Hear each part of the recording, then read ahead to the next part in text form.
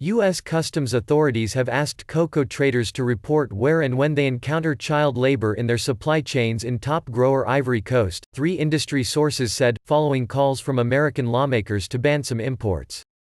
Cocoa traders and chocolate companies including Mars, Hershey, Cargill and Barry Callebaut, have repeatedly missed internationally agreed targets for reducing the worst forms of child labor from supply lines in West Africa, all sides have acknowledged. Pressure in the United States is now increasing after two senators asked the U.S. Customs and Border Patrol (CBP) last July to use its authority to block the import of Ivorian cocoa produced with forced labor. The CBP inquiry comes in the form of a 25-part questionnaire seen by Reuters and a request for various documents. It was sent this month to companies including Cargill, Barry Callebaut, Olam, Sugden and Ecom, according to the sources, who are from companies that received it. CBP has engaged with the cocoa industry to trace cocoa supply chains and understand industry internal controls and compliance regimes, a CBP spokesperson told Reuters. The text of the questionnaire seen by Reuters did not specify a deadline for a response. Reuters was unable to determine what CBP plans to do with the information it gathers, but the spokesperson said the agency has the authority to block imports when information indicates they have been made with forced or indentured labor. Even a partial blockage could inflict steep costs on suppliers, increase the price of chocolate and have a crippling effect on Ivory Coast exports which rely heavily on U.S. buyers. We believe that any U.S. ban on cocoa imports from Ivory Coast will hurt, not help, said Richard Scobie, the head of the World Cocoa Foundation (WCF), an industry group. It could push millions of poor farmers deeper into poverty, even though the vast majority of them are innocent of such practices.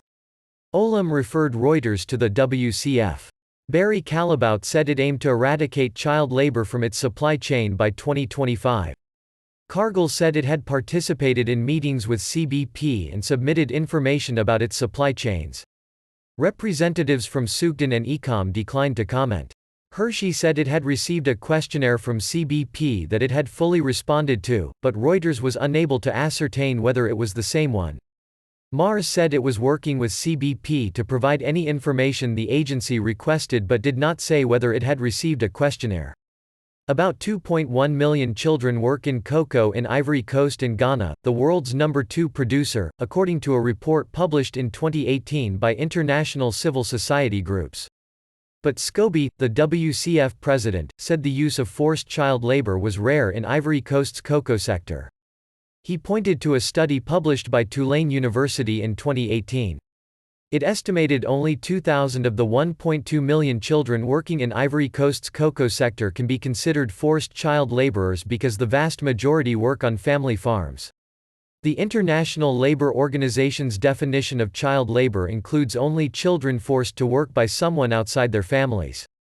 The CBP questionnaire requests maps with GPS coordinates for all suppliers, corrective plans for when child labor is identified, a list of all suppliers of imports into the United States from 2017 to 19 and audits by certification schemes. In one part, it asks, how many cases of the worst forms of child labor and/or forced labor have you detected in your supply chain? When did you detect them?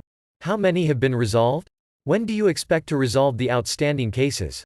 CBP says it acts on information concerning specific companies and products and does not generally target entire product lines or industries in problematic countries. The U.S. imported over $600 million of cocoa beans and paste from Ivory Coast last year, more than half of total U.S. imports and around 15% of annual Ivorian exports of those products. The multinational companies that received the questionnaire export about 90% of Ivory Coast's cocoa. Last year, CBP blocked gold from artisanal mines in Democratic Republic of Congo and diamonds from the Marange diamond fields in Zimbabwe that it suspected of using forced labor.